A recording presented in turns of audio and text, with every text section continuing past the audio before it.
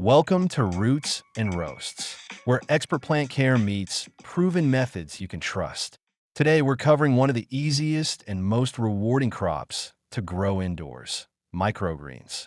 Whether you've received a kit as a gift or you're starting from scratch, this is your complete guide to growing, harvesting, and repeating microgreens with consistent success. Microgreens are the tender, edible seedlings of vegetables and herbs, harvested shortly after their first set of true leaves appear, typically between 7 and 21 days after sowing a tea this stage. The plant is packed with stored energy, delivering an intense concentration of flavor and nutrients, more so than the fully grown version of the same crop. They're larger than sprouts, which are harvested earlier and often consumed with the seed and root. And they're smaller than baby greens, which are grown longer and require more space. Flavor varies by plant. Radish brings heat, basil is sweet and aromatic, beet adds earthy tones, and sunflower or pea shoots offer mild, nutty crunch. That concentrated flavor makes them ideal for garnishes, salads, sandwiches, and even smoothies.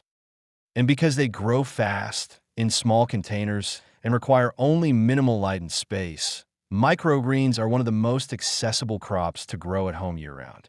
Simple to grow, packed with nutrients, and bursting with flavor. Microgreens are more than just a garnish. They're a powerful plant stage with purpose. If you're just getting started with microgreens indoors, here's exactly what you need to set yourself up for a clean, successful grow from day one. You'll need a shallow tray with drainage holes, no deeper than 4 inches. Microgreens have shallow roots and fast life cycles, so going deeper just wastes medium and water.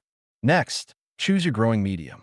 You have 3 solid options: organic potting mix, coconut coir, or hydroponic growing mats.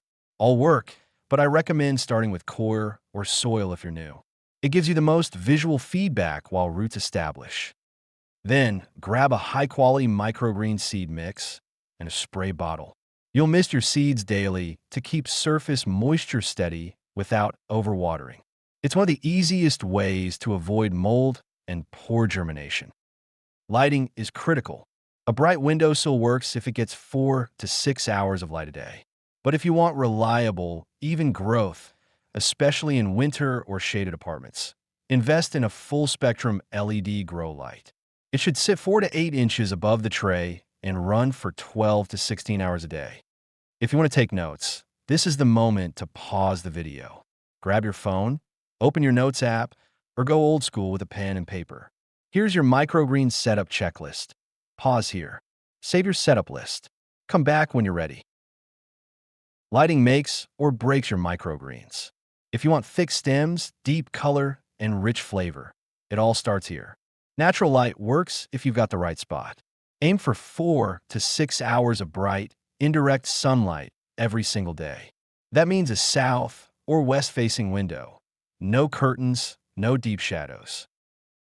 If sunlight's limited or inconsistent, a full-spectrum LED grow light is your best friend. Mount it 4 to 8 inches above the tray and run it for 12 to 16 hours a day. Leggy, pale, or top-heavy greens.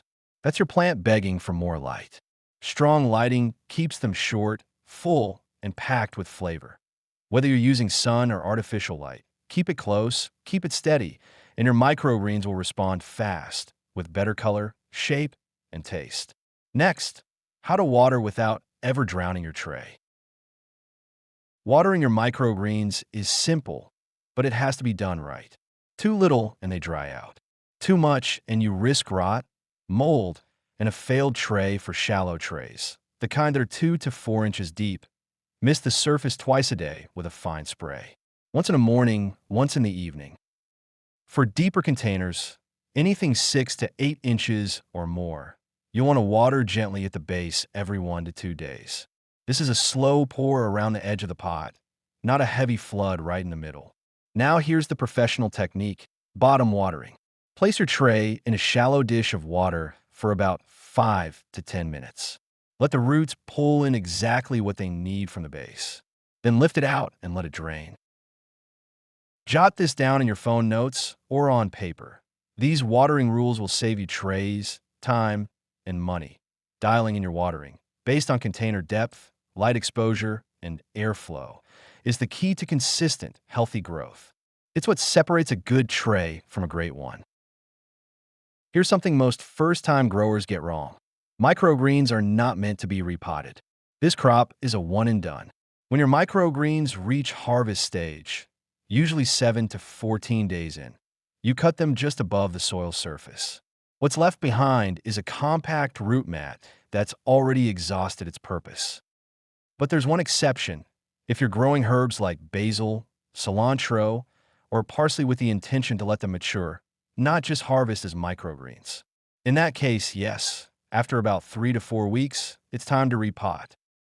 Transfer the herb seedlings into 4 to 6-inch pots with drainage.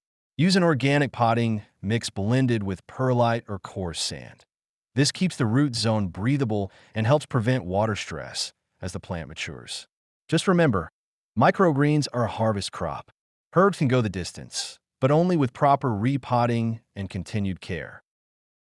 Let's talk containers, because what you grow microgreens in can absolutely impact how well they grow, how easy they are to harvest, and how clean your setup stays. For microgreens, your go-to is a shallow tray, 2 to 3 inches deep with drainage holes. This keeps the root zone close to the light, promotes fast, upright growth, and makes harvesting clean and easy. Don't skip drainage. Trays without holes hold standing water, which quickly leads to rot, fungus, and failed crops. Now, if you're growing herbs past the microgreen stage, step up to a 4 to 8-inch container. Ceramic and terracotta are great for breathability, while fabric grow bags offer superior root aeration. Every container needs proper drainage. Pair it with a saucer to catch runoff and protect your counter, shelf, or grow rack. So to recap, shallow trays are your microgreen workhorses. Anything deeper is for long-term herbs. Choose breathable materials, prioritize drainage, and match the container to the plant's life cycle. Here's the truth about fertilizer and microgreens. Most of the time, you don't need it at all. In their short life, microgreens pull everything they need straight from the seed itself. No added nutrients required. In fact, fertilizing microgreens can sometimes do more harm than good, leading to overgrowth, root stress, or unwanted mold activity in moist soil.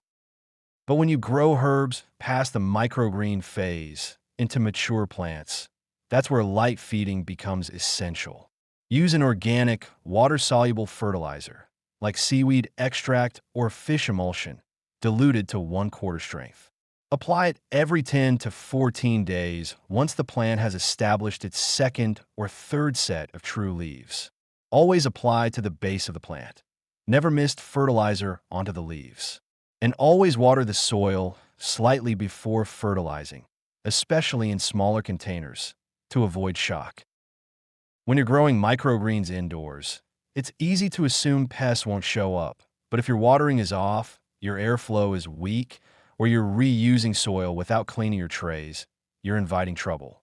The most common indoor pests are fungus gnats, which thrive in moist, organic-rich environments with poor drainage. You'll recognize them as tiny black flies hovering above your trays, especially after watering. Sticky traps are your early warning system.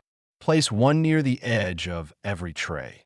They'll catch flying adults before they can lay eggs in the soil. Airflow is another silent protector. A small fan, on low, keeps surface moisture from lingering too long and breaks the breeding cycle of mold and gnats. Just don't blast the plants directly. Let the air circulate above them. If pests still show up, neem oil is your go-to organic treatment. Mix 1 teaspoon of neem oil with a few drops of dish soap in a spray bottle filled with water. Shake well. Mist the surface of the soil, never the edible greens, just the top layer where pests lay eggs. Between each grow, clean your trays with white vinegar or diluted hydrogen peroxide. Never reuse soil. Always start fresh. That's your first defense. Stay ahead of pests with 3 pillars: clean trays, proper watering, and active airflow. And if you need backup, neem oil and sticky traps will keep your crops safe organically. Now that your greens are healthy, let's harvest. I'll show you how to know when they're ready, what tools to use, and how to keep them fresh once they're cut. Once your microgreens hit peak growth, usually between day 7 and day 14, it's time to harvest. The key is to cut them when they're young, vibrant, and packed with flavor. You'll know they're ready when they've developed their first set of true leaves. The second pair of leaves that appear after the round seed leaves, or cotyledons. The color should be rich, the stems upright, and the overall tray should look dense and balanced. Use clean, sharp scissors or harvest shears and cut just above the soil line. Avoid tugging or pulling the roots and never cut too close to the medium. That keeps grit and debris out of your greens. After cutting, rinse gently under cool water to remove any seed holes or soil. Then pat dry with a clean towel or use a salad spinner. But go easy. Microgreens bruise easily. Store your dry microgreens in an airtight container lined with a paper towel. Keep it in the fridge. They'll stay fresh for 5 to 7 days. A clean harvest means no grit, no rot, and greens that stay crisp until you're ready to eat. Harvest a little at a time, or do the full tray. Just don't forget, always cut above the soil, never below. So you just harvested a tray of fresh microgreens. Now what? The best growers know the cycle doesn't end here. It resets. And if you do it right, you'll keep the greens coming week after week. First, remove the root mat, the dense web of roots and leftover seed hulls that's no longer active. Compost it or discard it, but don't try to reuse it. Microgreens deplete all available energy and nutrients from the seed. Next, clean your tray thoroughly. Use white vinegar and warm water or a light hydrogen peroxide solution. Scrub out any buildup, rinse well, and let it dry completely before reseeding. Start your new grow using fresh medium every time. Don't reuse soil or coir. That's how pathogens spread and yields decline. Even if it looks clean, the nutrient value is gone. Rotate your crops. If you just grew spicy radish, try sunflower next. Follow with beet, basil, or pea shoots. Rotating helps avoid pest memory and keeps your meals interesting. Rinse, reseed, and repeat. When you master the cycle, microgreens become a weekly rhythm with fresh harvests, new flavors, and no surprises. These tools aren't required, but they help take your results from good to great. To grow healthy microgreens, space your seeds evenly, maintain steady moisture, avoid soggy soil, and provide strong light. Most importantly, always start with fresh seed. Older seed equals weak growth and poor flavor. Thanks for watching Roots and Roasts. For more expert indoor plant care, edible growing guides, and floral design education, make sure to subscribe and check out our full library. Drop a comment if you want a microgreens grow kit review or tips on edible flower varieties next.